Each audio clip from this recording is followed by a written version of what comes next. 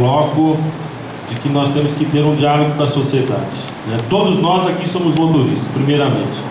E é impressionante que a gente deixa de ser pedestre e quando a gente entra num carro, a gente deixa de ser ser humano para muitas pessoas, né? Ela deixa de ser um ser humano e apenas é uma peça do automóvel. Uma peça do automóvel que apenas acelera o carro. Não esquecendo que há pessoas que estão nas ruas, estão passando, né, atravessando, né, as ruas, as vias, e ali está um pedestre. Então, primeiramente, eu creio que é um fator de educação muito importante que nós temos que ter na cidade, nesse aspecto. Nós temos que deixar bem claro, quem veio primeiro foi o homem, a máquina veio depois. E nós não podemos tornar uma peça de um automóvel quando estarmos dirigindo um carro. Então isso daí, nós temos que ter uma educação muito forte a respeito disso. Eu creio que nós temos ali o projeto, né, dentro da Endurbe, o Feitosa, faz isso muito nas nossas e-mails, e nesse sentido eu creio que ajuda muito a essas crianças a poderem, né, estamos potencializando que essas crianças possam, né, quando jovens e adultos, ter uma melhor forma de encarar o trânsito, né, de respeitar, né, as pessoas, né, de respeitar mesmo quando dentro do veículo, respeitar também, né, aquele que também está dentro de um outro veículo. Isso daí é importantíssimo. Então eu vejo que a questão do trânsito na cidade de Marília, ela tem essas complicações, né, no aspecto de ter ou não ter, né, radares. Eu coloco de que temos que ter uma discussão muito forte com a sociedade, nesse sentido específico, para que a gente possa, né, ter aí uma coisa mais definida. Então eu coloco que eu vou discutir com a sociedade melhor essa questão dos radares, de uma forma franca, transparente, chamando aí pessoas que tramitam na área de trânsito, mostrando aquilo que é importante, né, na questão daquilo que ocasiona ter ou não ter um radar, daquilo que ocasiona ter ou não ter um obstáculo, porque são duas questões diferenciadas, né? Hoje, o obstáculo ele se torna um fator de redução de velocidade, mas ele também traz uma questão complicativa de ter no trânsito um fluxo melhor, principalmente na área específica de bombeiros, ambulâncias, né, de polícias que necessitam às vezes de poder ter uma coisa mais livre. Um paciente, por exemplo, numa ambulância em que ele não pode ter grandes chacoalhos, vamos dizer assim, ao passar num obstáculo sempre pode ocasionar ali algum problema à pessoa, né, que está ali sendo transportada. Então eu vejo que a questão de radar ela se tornou emblemática em Marília, se jogou muito para a plateia os aspectos aí de negar aí a questão de radares, mas eu vejo que nesse sentido, a gente fazer uma discussão com a sociedade, eu creio que a gente possa chegar num denominador comum de qual a melhor forma de estabelecer a questão dos radares aqui na cidade de Marília.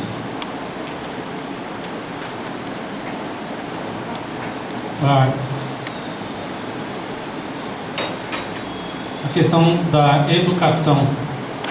Considerando que todo mundo fala em educação e sabendo ser ela a mola mestra que impulsiona o crescimento e a qualidade de vida das pessoas, como atuar junto às escolas de educação infantil e de ensino fundamental para garantir a participação cidadã dos nossos munícipes? Escola em tempo integral. O senhor pensa em adotar essa medida? Olha, nós temos formatações, né, de escolas integrais em municípios, né?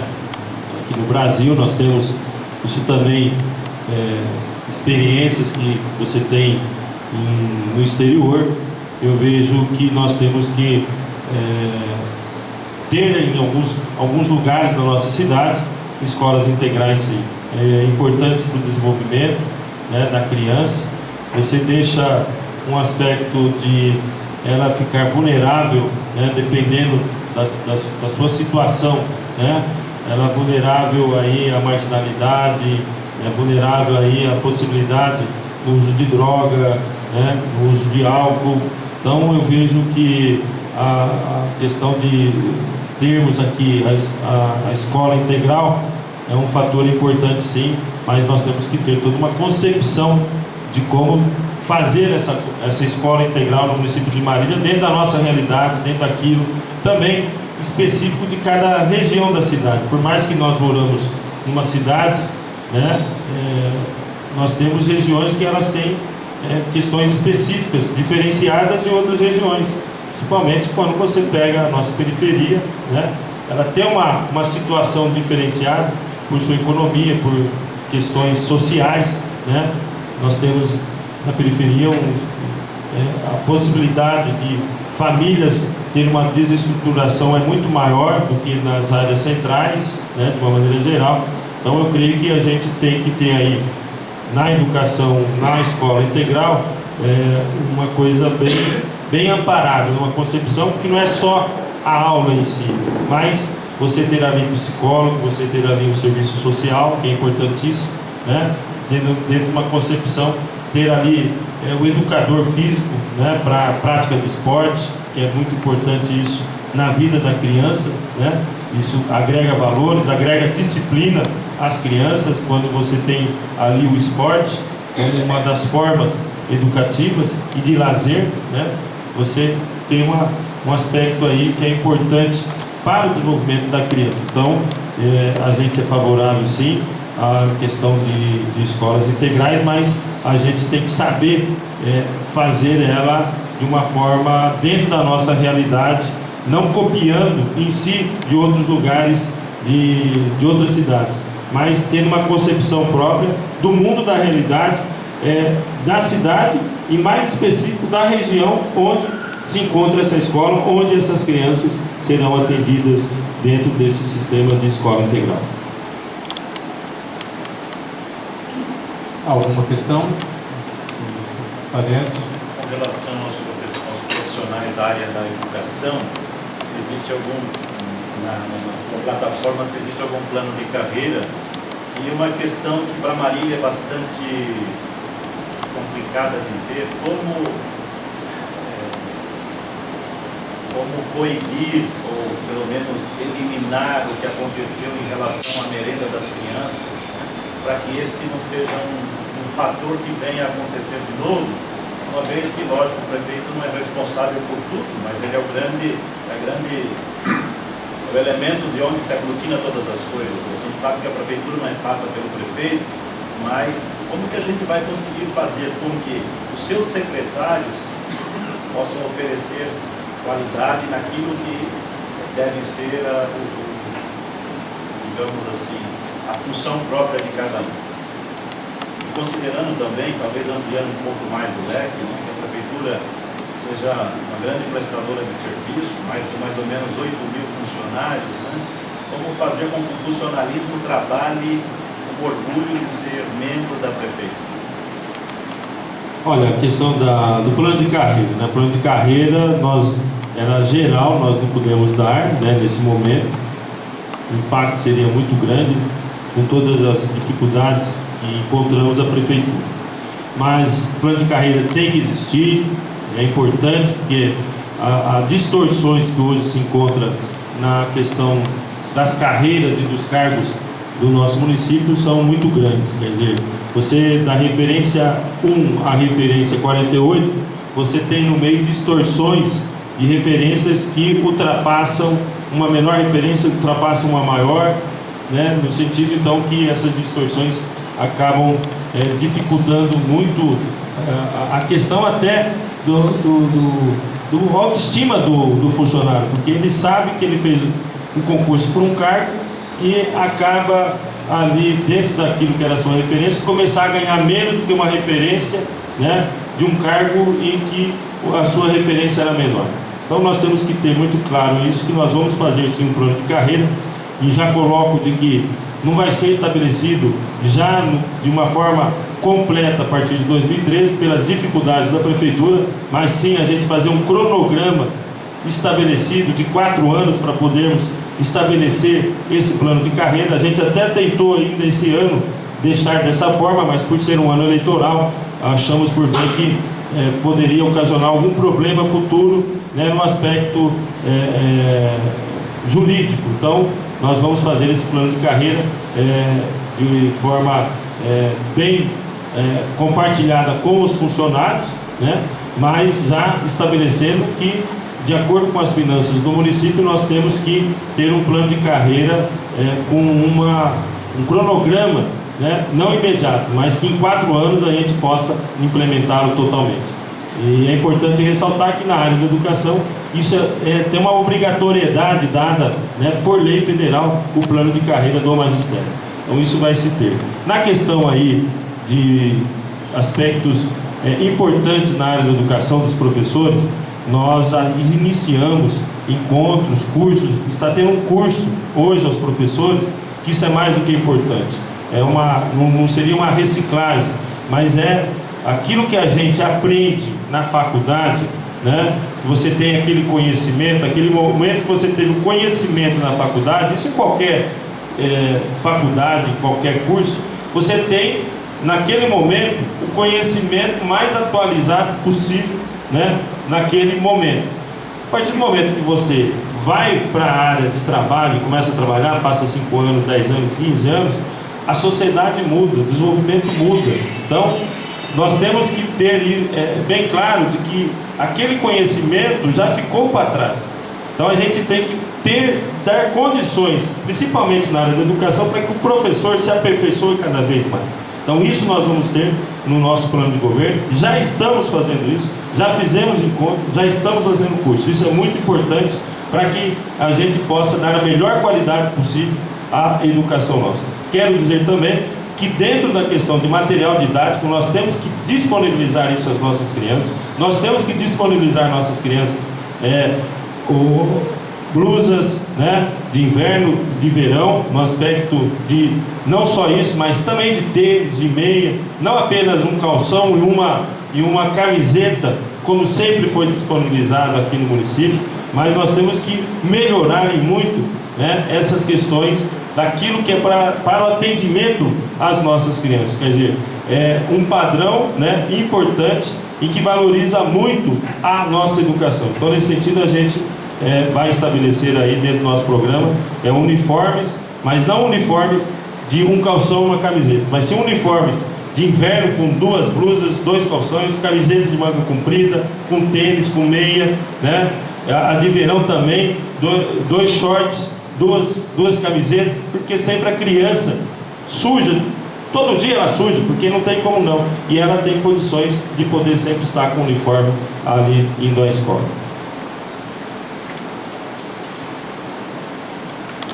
Administração pública. Não é segredo para ninguém que a máquina pública está inchada. Há também a questão que a sociedade marinense tem discutido em relação aos cargos em comissão. O que o senhor propõe como medida para a redução dos gastos na administração e equalização das contas públicas?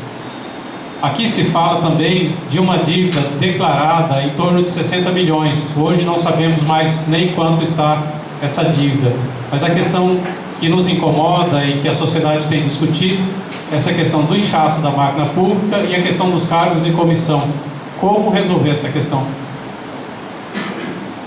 Olha, hoje a prefeitura consta com 5.600 funcionários, uma conta redonda. 5.600 funcionários é hoje a prefeitura. A gente pegar um cálculo que a ONU disponibilizou em torno de 3% de cargos em comissão, nós teríamos aí, né, 160 e poucos cargos. Hoje nós estamos praticamente com isso, com menos de 180 cargos em comissão. Nós entramos e diminuímos aí em torno de 30 cargos em comissão. Então, hoje não dá para a gente falar especificamente que existe um inchaço na parte de comissionados na Prefeitura Municipal, né? Nós temos aí uma infraestrutura muito grande, né? Em escola nós temos mais de 50 unidades, são 52, 50 do município e 2 que são parcerias, que é o Lar da Criança, e o restaurante infantil, mas que tudo é disponibilizado pelo município. Nós temos em unidades de saúde de família, UBS, na área de saúde, também 50 unidades.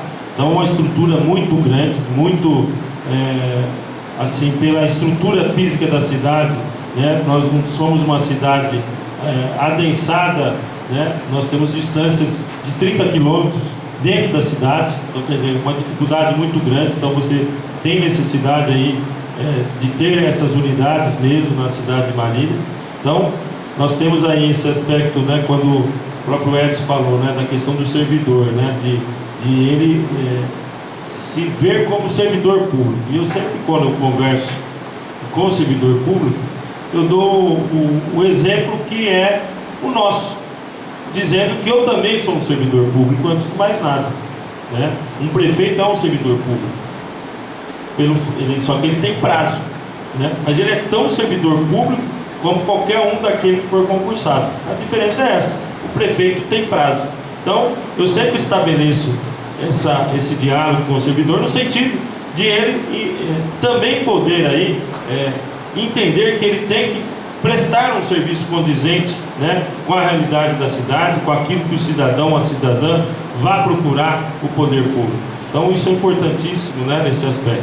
Então, a questão da dívida, de fato, ela é muito grande. É uma dívida que ela veio vários aspectos, né, que aqui, se a gente for alongar, demoramos muito, mas os fatores a questão específica de não ter o diálogo com a sociedade. Por isso que a gente vai implementar o orçamento participativo, porque aí sim eu creio que a gente consegue estabelecer melhor aquilo que nós temos que fazer pela cidade, junto com esse diálogo com todos os bairros, né, com todos os segmentos da nossa cidade. Porque não é lá no segundo andar que se consegue se estabelecer as prioridades, né? Ali você não tem condições de poder saber aquilo que são as necessidades das pessoas nos seus bairros. Então, se torna aí muito mais transparente como nós vamos gastar os recursos do poder público. Se torna mais transparente e claro em você dizer: olha, isso aqui hoje, por mais prioritário que seja, não existe recurso. Então vamos ver uma outra prioridade. Qual é a prioridade outra que dá para se fazer? Então, é estabelecer isso. A administração pública, hoje o administrador público, ele tem que ter isso muito bem claro junto com a sociedade, né? De não ficar naquela questão: não, isso daí a gente vê, fica aquele tapinha nas costas, olha, não, vai ter. E na realidade não esclarece nada, não deixa as coisas condizentes com aquilo que é real, com aquilo que é a dificuldade da prefeitura. Então, isso é importante ressaltar na questão do orçamento participativo, que ele dá uma transparência naquilo que temos de recursos. Então, as dívidas são várias em termos de precatórios, são mais de 100 milhões. Nós temos aí o Hospital Marília, que foi desapropriado em 88, com um valor hoje em torno de 40 milhões. Nós temos aí uma dívida com os aposentados que ganharam uma ação da prefeitura, que hoje está em torno de 13 milhões. Em 96, no Salomão, ele estava pagando isso de forma mensal, entrou o Camarim a partir de 97, não pagou mais, então represou tudo isso daí, esses valores. Então, com as correções que se tem, né, na parte jurídica, está em torno de 13 milhões, então só aí vocês viram que são 53 milhões. Né? Nós temos aquelas desapropriações que é lá do Tozônia, que está se pagando, mas não dá para se honrar mensalmente de forma condizente com a realidade. Né? Nós temos outras desapropriações também, né, que foram feitas no passado, mas tem que estar honrando essas desapropriações. Então, através do orçamento participativo, se torna mais claro a gente dizer aquilo que dá para se fazer, aquilo que dá para desapropriar. Mas nós temos esse grande passivo, que é através, eu vejo, de um pacto social, que a gente vai conseguir sair dessa situação financeira da nossa cidade. Porque esse buraco é muito maior do que os buracos da nossa cidade. Fala, Carlos. Não dá para falar de administração pública sem falar da corrupção. Né? A gente vê aí, e aqui em Marília não raro também, montante de dinheiro que tem sido desviado aí há décadas, 3 décadas e pouco aí, que tem prejudicado a nossa cidade, que é próspera, mas que não tem caminhado. Eu gostaria de ouvir dentro do seu plano de governo, o que você pensa, como evitar essa corrupção que é presente no executivo, é presente no legislativo, também em diversos setores da sociedade, para ganhar privilégios aqui e ali. E também de última questão, também que você pudesse falar, hoje fala-se da ficha limpa, mas também da ficha limpa para o funcionário público municipal, estadual, no âmbito municipal. O que poderia ser feito nessa dimensão aí? Tivéssemos todos os níveis da administração pública funcionários, de fato, ficha limpa, e que tivesse uma preocupação com o bem do município. Gostaria de ouvir a sua opinião.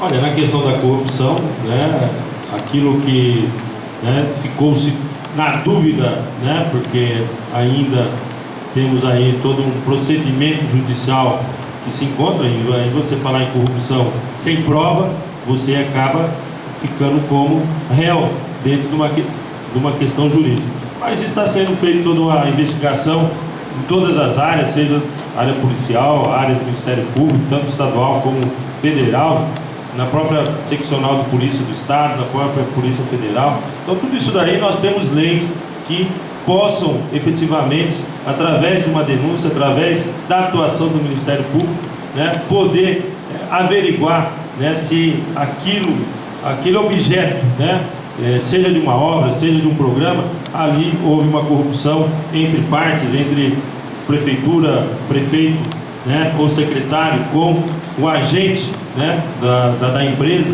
Tudo isso daí, a gente tem leis para isso, né?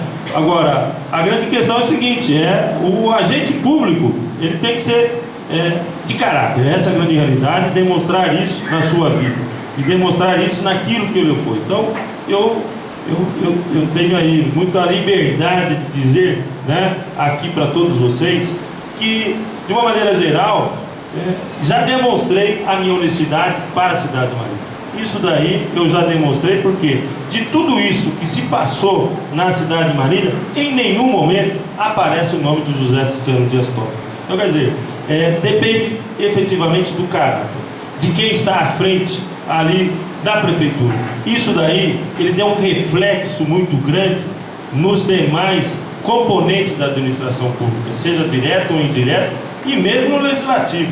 O legislativo começa a ter um outro olhar para com aquilo que tem que ter a relação executivo e legislativo.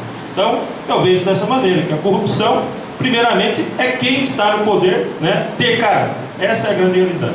E eu, aí, né, eu deixo um pouco a minha humildade de lado, porque eu sou uma pessoa humilde, mas pelo aspecto de a gente ter uma cidade, né, em que não haja corrupção, aí eu tenho, né, que me colocar aí efetivamente. Passei no teste de honestidade na cidade de Marília. Em nenhum momento se viu falar no nome de José Tiziano Dias Toffoli em qualquer circunstância. Não fui à Polícia Federal, se ser chamado, não fui na Polícia Estadual, não fui no Ministério Público Estadual, não fui no Ministério Público Federal. Em nenhum momento existe o nome de José Tiziano Dias Toffoli. Temos que lutar contra a corrupção. Eu entrei na política, um dos fatores importantes de eu estar na política é isso, é de que aquilo que eu falei, que meu pai, né, sempre dizia, olha, respeitar a pessoa e respeitar aquilo que são das pessoas. Eu coloco isso na questão pública. Então eu tenho que respeitar o dinheiro público, o dinheiro do povo. Então é dessa maneira que eu vejo a questão da corrupção na cidade, que se evita muito através do caráter do administrador que está à frente da prefeitura. Posso fazer uma observação, Tiziano? Talvez eu não esteja sabendo. O Tiziano quebrou um paradigma, né, na administração, trazendo pessoas de fora para administrar a escola, a cidade, ajudar a administrar. Porque a corrupção começa com o caráter que nem o senhor falou. Mas o senhor colocou gente que não tem o rabo preso dentro da cidade. E isso ajuda. É por isso que te eleva. A pessoa não vai chegar lá e não vai encontrar o Zé Mané que vai ajudar ele a fazer a coisa. Então nós temos que também compensar, não é que Marília não tem pessoas competentes. Nós somos pessoas com rabo preso. E você, prefeito, trouxe pessoas com caráter para fazer isso. e é onde a coisa está começando a deslanchar. E a corrupção do país só vai acabar quando todos da máquina administrativa, seja ele comissionado, seja ele funcionário, tiver vergonha na cara e saber que ele está lesando, é uma crença lá no futuro, ou a minha aposentadoria. Então, esse caso já existe e você, seu prefeito, desculpa o termo, deu o primeiro passo que até hoje ninguém teve vontade de fazer. Ainda na questão da administração pública, quanto ao seu secretariado, como será a composição? O senhor pensa em mudar o secretariado em um novo governo? Usará funcionários de carreira ou serão os acordos políticos que determinarão o seu secretariado? Na disputa pelo poder, porque é isso que temos, mas poder democrático, não é o poder pelo poder, não é o poder de usurpar aquilo que é da coisa pública. Nós temos que ter aí a questão que são vários segmentos da cidade que temos na busca desse poder. Então, obviamente, que a forma de buscar o poder é através dos partidos políticos. Então, nós temos os partidos políticos onde que as pessoas se filiam, né? Onde ali ela pode se candidatar. Então, nesse aspecto, nós, efetivamente, dentro da história política nossa, né, brasileira, hoje você não consegue estabelecer aquilo que tem seu ideário partidário e ele ser absoluto e sobrepor aos demais segmentos sociais que também têm planos, têm projetos para uma cidade, para um estado, para um país. Então nós temos que formatar uma aliança sim, né? Uma aliança política, porque você sozinho, enquanto partido, né, você não consegue administrar uma cidade no sentido específico da questão política. Então nós temos que fazer aliança. Então alianças são feitas, nós fizemos, somos 10 partidos, e na questão da como ficaria o secretariado, obviamente nós temos que analisar dentro desse âmbito aquilo que foi feito na aliança e colocar nesse sentido as pessoas que fizeram parte dessa aliança e elas também fazer parte do governo, porque ela também tem dentro dos seus segmentos, né, projetos e programas a serem estabelecidos na cidade. Então a gente vai sim ter que fazer algumas alterações no secretariado de acordo com essa conjuntura que se formatou, né, nas alianças. Obviamente que já está estabelecido que, né, cada partido, dentro daquilo que for conversado, e já conversamos até com os presidentes, vai estabelecer nomes a estar diante de uma pasta, diante de uma coordenadoria, e já estabelecemos que qualquer problema que houver, qualquer dúvida que houver com a pessoa que estiver ali, né, obviamente ela vai ser exonerada, mas ali ainda a pasta se mantém com aquele partido, com aquela aliança que foi feita, ela nomeia, né, indica nomes para se manter ali, uma aliança que eu vejo que é importante na política da aliança. Então, nós temos aí aspectos que vamos nomear pessoas nessa área técnica, sim, né? Hoje nós temos pessoas que são da área administrativa, que são concursados, né? Que estão nomeados em pastas, né? O Zotti, ele é secretário da Economia e Planejamento, é de carreira. A Doris, na área de esporte, é de carreira, por exemplo. A nossa procuradora do município é de carreira. Então nós temos esse mix, podemos dizer assim, né, nesse aspecto de termos secretários que são técnicos, mas também secretários que advêm dessa aliança que foi formatada. Isso nós vamos ali, após a eleição, ganhando, estabelecer como se dará aí o aspecto, né, do nosso secretariado, mas com essa questão definida, né? Aquilo que for dado àquele que participou da aliança, um partido que participou, o nome, né, ele indica, vai para a pasta, tem seus deveres, tem suas obrigações. A partir do momento que não estiver condizente com aquilo que foi dado, né, ou se acaso houver alguma dúvida na sua conduta, na sua prática, né, obviamente ele deverá sair e ele indicar um outro nome para compor ali essa pasta ou coordenadoria que estava ali uma pessoa que não foi condizente com aquilo que foi estabelecido.